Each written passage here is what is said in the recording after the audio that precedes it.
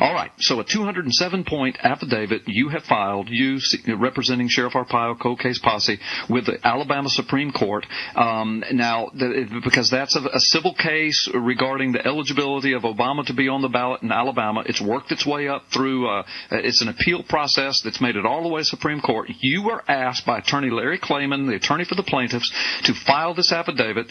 I've read it. We've posted it on ppsimmons. It's gone viral ever since. It's been downloaded millions of times all over the internet. People have read it. People are freaking out because it's so powerful.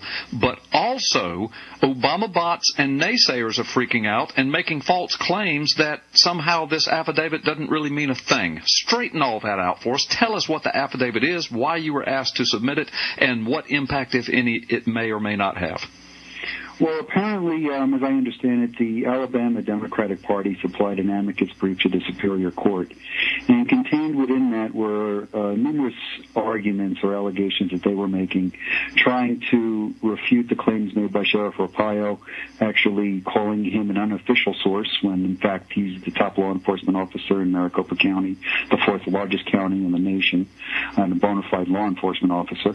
And they were submitting newfound evidence. They submitted another version of a long-form birth certificate, one I hadn't seen before, one with a completely different safety paper background. Yeah. Obviously not an authentic document, but just another fraud of something else that was frauded. You mean there's a fraud on top of fraud on top of fraud? You mean there's another birth certificate? I'm starting to wonder. I think I'm running out of toes on how many I can count. I don't know. They come out of the woodwork now with these different birth certificates. Yeah. But the audacity to introduce that to a court is appalling. It is appalling. Especially in an appeal process. So Mr. Clayman had asked if I would supply an affidavit with our findings, almost like a rebuttal document in a sense. And I agreed. I also made it clear to Mr. Clayman that there was in no way was I going to submit the new information that we found, which you and I have discussed previous, that we believe just drives a stake in the heart of this whole issue. Right. We're going to hold that for a better time. Right. But I also did tell Larry that I would, come at this a little different than I have in the past. Mm-hmm. And the affidavit that I supplied, I think it does have some new revelations in it. It does. It does give the folks an idea of how serious we were about this and how we conducted this. Yes. And the steps, and not all the steps, but the steps that we made to make sure we knew what we were talking about. Right. Go ahead. Did you have something else? Okay. Yeah, the amicus brief, now the second part of your question, I think, was that it has no meaning, and that's not entirely true. My understanding is that court in Alabama could either decide to strike both of these briefs and not give them any mind and not even open them up. But it is also my understanding that those judges may actually read these, and they do have an ability to amend the lower court's record. Right. Which then would make them evidence. Right. And it's totally up to them on how they want to do this. So we don't know what they're going to do. Mr. Clayman believes that they're going to both be accepted. And I put mine forth in anticipation that it would be accepted. I mean, if I just thought we were going to submit something for the sake of doing it to get it stricken, I wouldn't have wasted the time to put 56 pages together. Right, 56 pages, 207 points, never before revealed points. Some of them have been revealed in past press conferences, etc. But there were several points in there and several revelations that have never been open to the public before. It was a masterful piece of work, and I'm telling you, it will crush, it will destroy the Democrats' argument if the Supreme Court allows it as evidence. And so what you're saying is that, of course, you submitted it because there is a chance, and even a good chance, that it can be or will be at least read by the judges, if not actually entered as evidence. But you would not have wasted your time just throwing together a piece of paper 56 pages long that meant nothing. I wouldn't have done it, and I believe what we put in there is concise. We believe that we actually excel past the level of criminal probable cause. If I could be so bold and say I believe we even excel past, beyond a reasonable doubt, which is what a jury would have to come up at. Right. I believe it's a certainty in what we've proven. Yeah. And if you go to that register stamp in that document, you don't need anything else. Right. Yeah, no, your stamp says it all. Yeah, you're right, and all of that is outlined in the affidavit. I can tell our listeners, if you go to the PP Simmons site, you can download it. But if you'll read our article, and I'll tell you how to get the link to the article, I've outlined the entire table of contents to that affidavit there, 207 points with topics, so that if you're familiar with, say, the first 12 topics, you don't even have to read that. You can go to the ones you aren't familiar with. So the best way to get that is go to carlgallups.com. In the middle of the page, click on the link that says Latest PP Simmons Videos. You'll find the third one is a link video to the blog article. It's that simple. Go to carlgallups.com, Latest PP Simmons Videos, find that video. It's the third one, and you'll go there. Now, I've got to say this, Mike. So that affidavit is powerful. It's strong. It's 207 points. It may or may not be used by the court, but there is a good chance it will be. That's why you filed it, of course. But the Obama bots are absolutely and strangely silent about that affidavit. I think it has floored them. What do you think? I would almost agree with you. As irrelevant as those people are, my inbox gets filled up with all kinds of vile comments from these folks the minute I open my mouth on a radio show. Yeah. I haven't received one comment. Yeah. I think they might have a problem here. I think they've got a problem. I think they're beginning to see. And the bottom line is, those 207 points, as you've just said, this is just the tip of the iceberg as to the evidence you do have. But so much of the really condemning evidence you haven't released yet. That's being saved for the possible criminal prosecution at a federal or state level. That's correct. Yeah. That is correct. Yeah, amazing. Well, now, address this.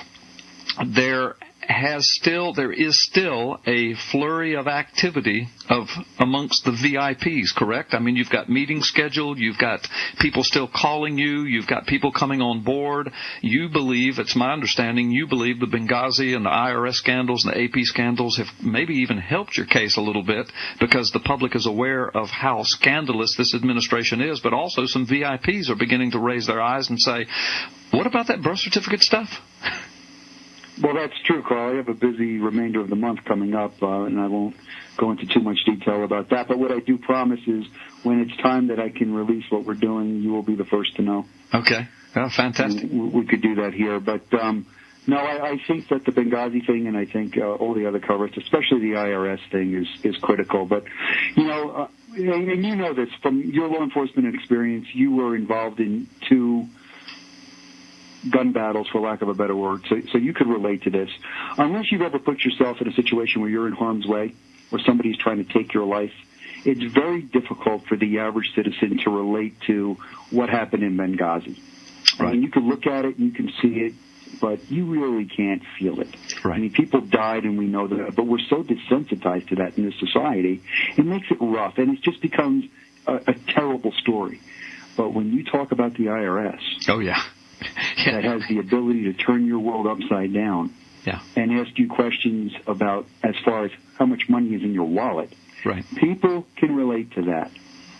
And if that isn't the epitome of tyranny, I don't know what is. Yeah. And they are watching cover-up and lies and cover-up going on right before their eyes. Now, you and I are no stranger to that based on this birth certificate issue. Right. If you think this isn't a cover-up and a big lie, I got a bridge to sell you in New York. I hear you. And you were quoted, I saw an article that's gone viral on the Internet. You were quoted in an exclusive article by the postandemail.com as saying something along the lines of, look, if Congress would have done their due diligence early on, it's possible that Benghazi would have never happened. And what you were referring to is if they had paid attention to the evidence that had been being presented to them concerning the fact that this guy has no identifying documents, he may not even be qualified to be the president, that these kinds of atrocities we've seen unfold and now are being heard before Congress may not have occurred.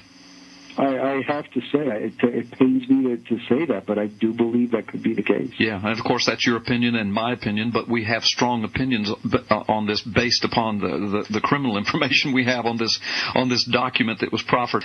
Mike, before we go any further, I just want to say and or ask you this. Worst case scenario, to you and me, and those that are wanting something to be done in this. Worst case scenario is that, let's just say that all the VIPs back out, all the groups that are interested back out, everybody backs down, nobody really comes forward with all the promises they've made you and that they've made me, and Obama makes it through all these scandals, and he winds up serving out his full term and goes off into the sunset. If something like that happens, and I don't think that's going to happen based upon what you and I know, I really don't think it is, but if it does, you are committed at that point to telling all, aren't you? I mean, basically, the plan of action, what was planned and what happened, and I mean, you're not just going to say, oh, well, it messed up, but I'm not going to tell y'all anything, right?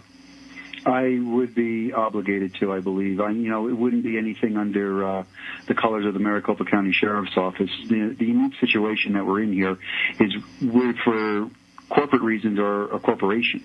Right. And the work product is mine. Right. And the investigative time has been mine. Right. So I would have that ability, but I hope that doesn't happen. Oh, I do too. But I know people are making the charges that, well, you keep saying all this stuff's going to happen and it hasn't happened yet. And I know they're just impatient and they want something to happen now. You and I understand how this process works. We know everything, so we're not impatient, but they are, and I understand. But then I also sometimes get a little fear in my heart, like, gosh, what if everything just falls apart? It's going to make me look like I've been lying for a year. But I haven't been lying. But Carl, if I could just interject, and Yep. You know what? There's always the probability of that. I think it's very small, if not, Yeah. it doesn't even exist. But the one thing I would like your listeners to understand, for the longest time, everybody thought that Sheriff Arpaio dropped this. Right. After the second press conference. And it was painful for us not to alert anybody that we were still working. Right. We did that by choice at a financial detriment to the cause, but we did it. And I'm hoping that they could see this affidavit now and read it and realize, wow, this is really a law enforcement thing. Yeah. Yeah. These guys are serious, because I'm going to tell you, we are serious. Oh, yeah. I know.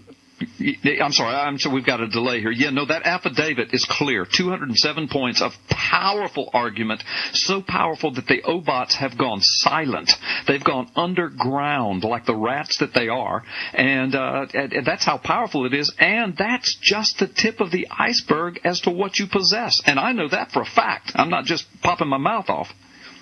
You're right. And just to put it into perspective, 56 pages doesn't even approach 10% of the investigative report Right. that I am writing and continue to write. Right. Let me ask you a couple of other quick questions. We're running out of time. When do you think this Alabama Supreme Court case will be heard and or settled? I mean, is there any kind of time frame on this at all? I made an inquiry of Larry Klayman, and he told me he thought he would hear something within the next 3 months. Okay. The wheels of justice move slow. Oh, I know. For all I know, that court could say, hey, come in tomorrow for oral arguments. I don't know. They could, yeah. Now, let me ask you this. Do you think there's a chance that you might be a part of oral arguments and testimony in that case, regardless of the affidavit? Mr. Klayman has indicated that if it goes to the place of oral arguments, that he is intending to bring me out there. For what purpose I would serve at that point, I don't know. Right. Okay. All right. So the bottom line, the affidavit was very, very useful in many ways, whether or not the Supreme Court of Alabama actually uses it or not. And we believe they probably will, but even if they don't, it still was extremely useful and a good call for you to do all that work.